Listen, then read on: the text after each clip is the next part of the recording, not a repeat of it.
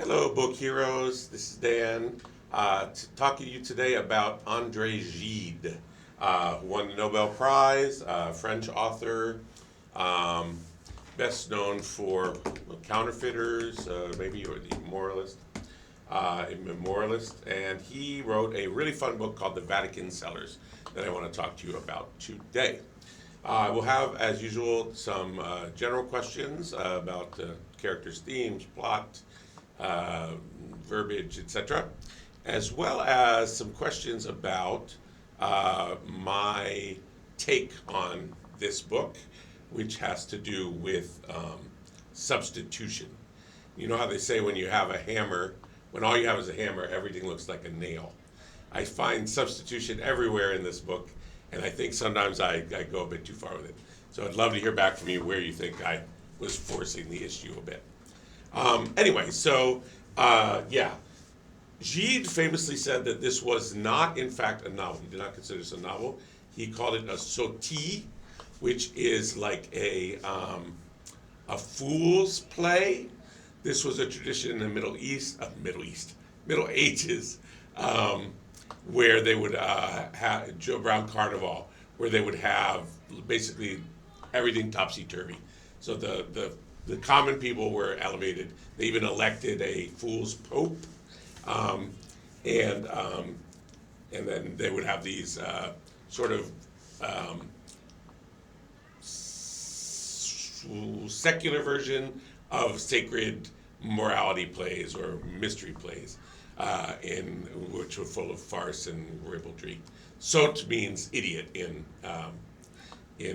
soties means something stupid in French. So this was a sotie, they called them, and in English they called them festival. They called it the Festival of Fools around January, February, around that time, around the carnival time.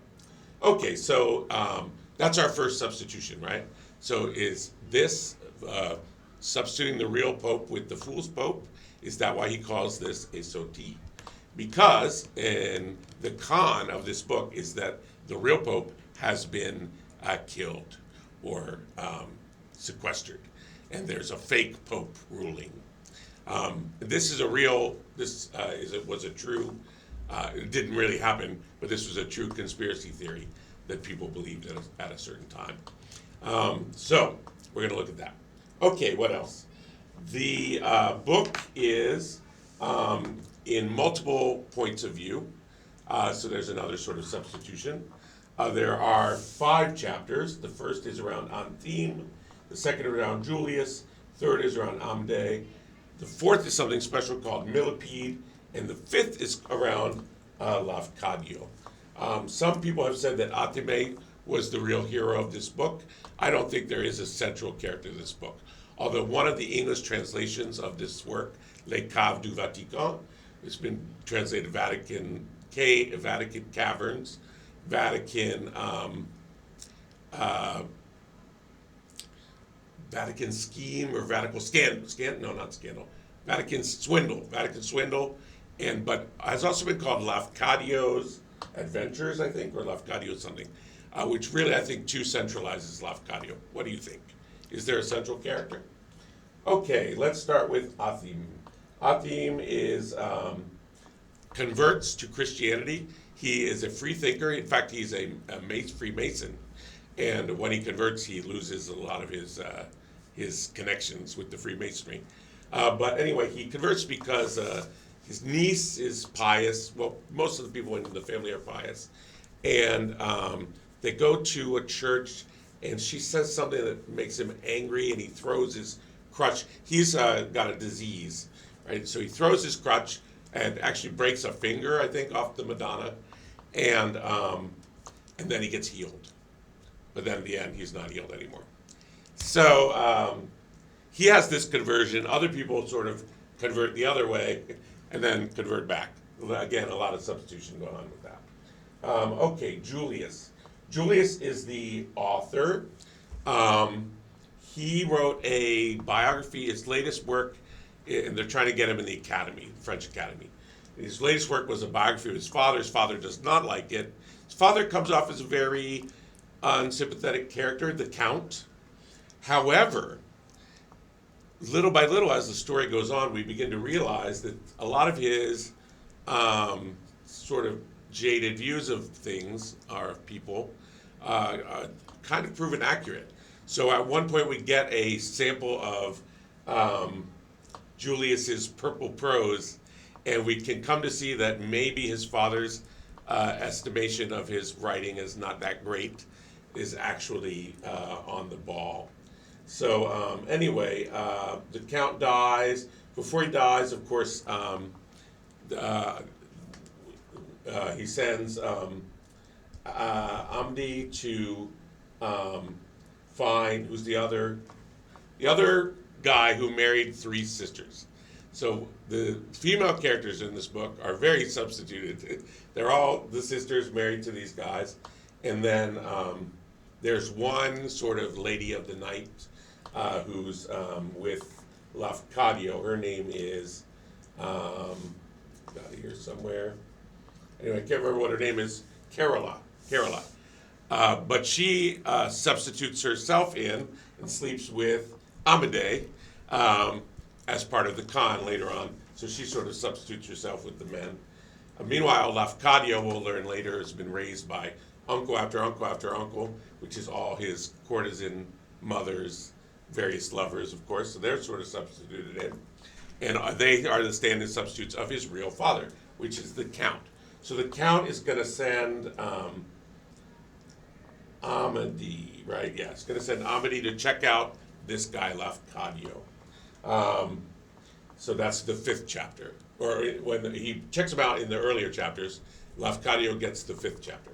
So Lafcadio is, of course, the Count's illegitimate son. That's perhaps never exactly said, but is pretty obvious. So here's another substitution. Chapter 4 is the millipede. So, millipede reminds me of what the Hondurans used to call the United Fruit Company, el pulpo. They called it the octopus, with his tentacles and everything. So that's how I sort of picture the millipede. This con man, this band of cons, right? They've got their little feet and everything. So these guys are pulling off this con that I mentioned about the switched pope thing. Now, even though this I think is a really particularly interesting, and tell me again if you think I'm stretching too far, substitution. Because it's a fait divers, because it's a true, well, it's a false conspiracy, but it truly was a conspiracy, I think in the book it's presented as not very convincing. And what I would like to know is, was that done on purpose? Nonetheless, various characters are taken in by it. So are they naive?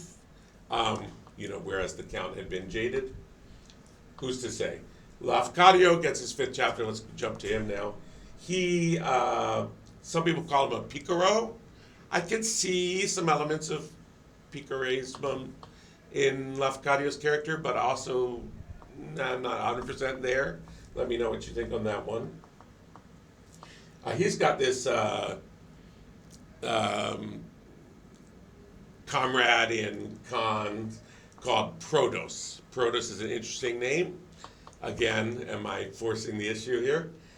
Proteus, of course, changing, right?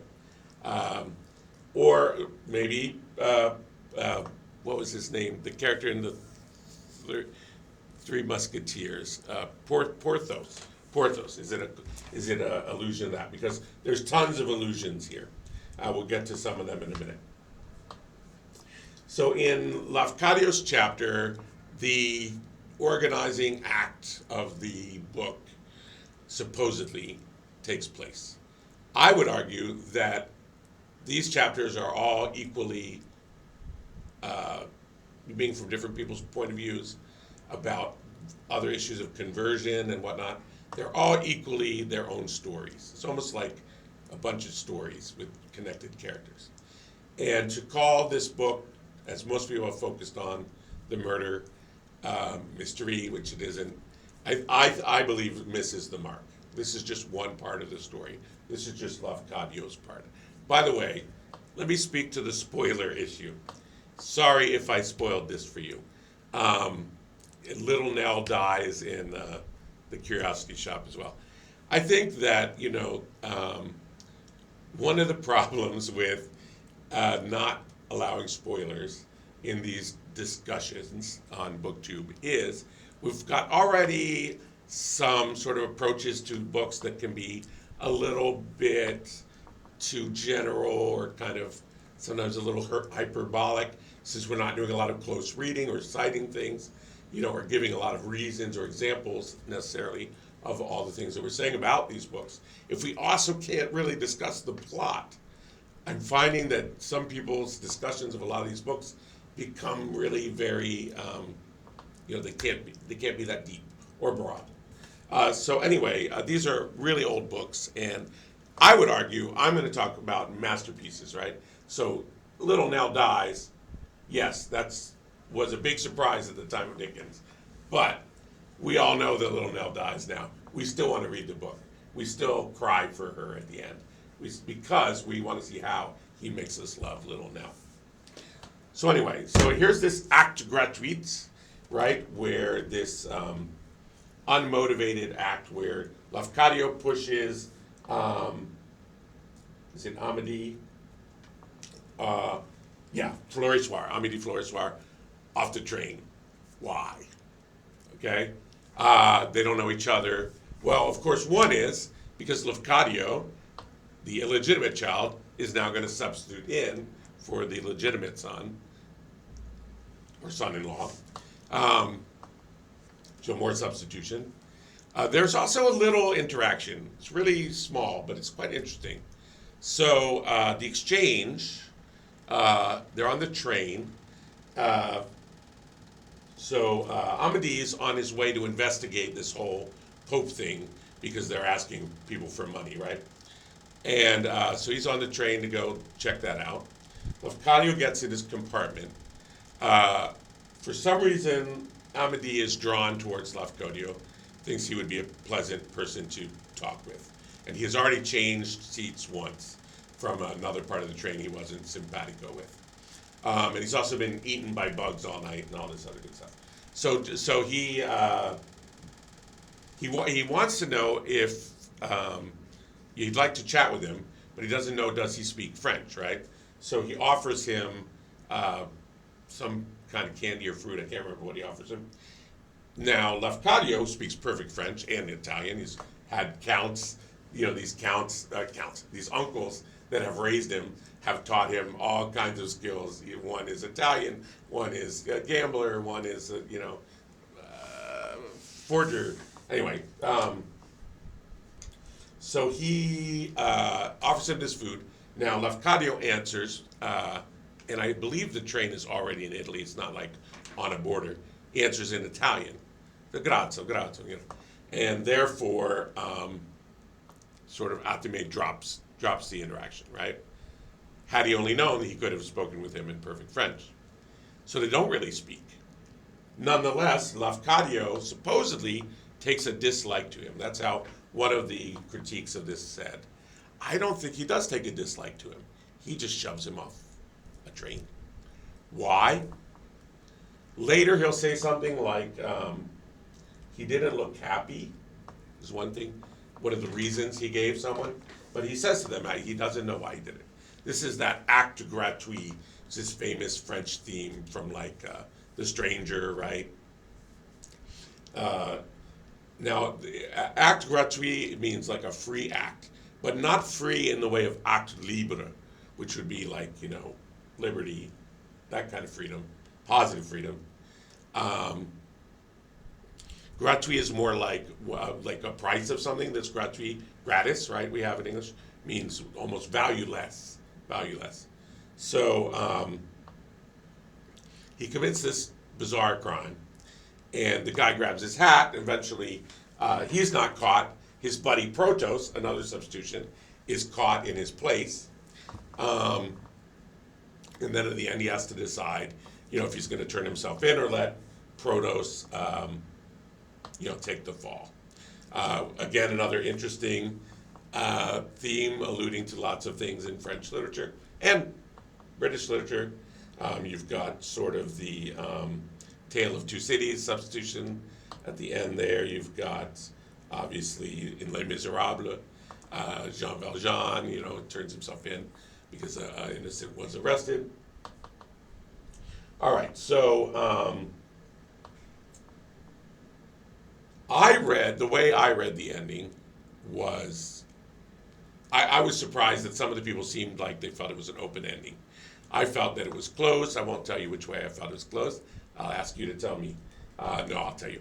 I thought that he probably is going to turn himself in because that's the ultimate substitution, isn't it? Well, it's not a scapegoat, but it's the substitution for the innocent. So it's kind of the opposite. So I do feel that the whole theme leads me to believe that he is going to turn himself in at the end, and the discussions that he's having with people. All right, let's get to some of the quotes. So I did lose my notes that I was taking with this. I left my bag in a taxi, unfortunately, so I just have a few citations from the latter chapters. But one of the things about Gide is he's like Nietzsche, not in the amorality, well, maybe in that as well, but in the that he's eminently, quotable. There are a couple that have to do with the crime.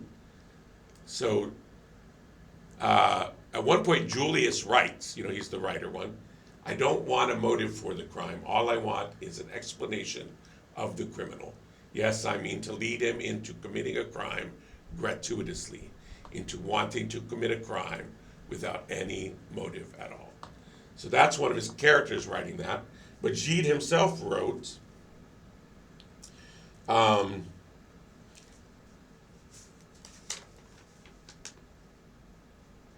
here actually, this is his Lafcadio saying this.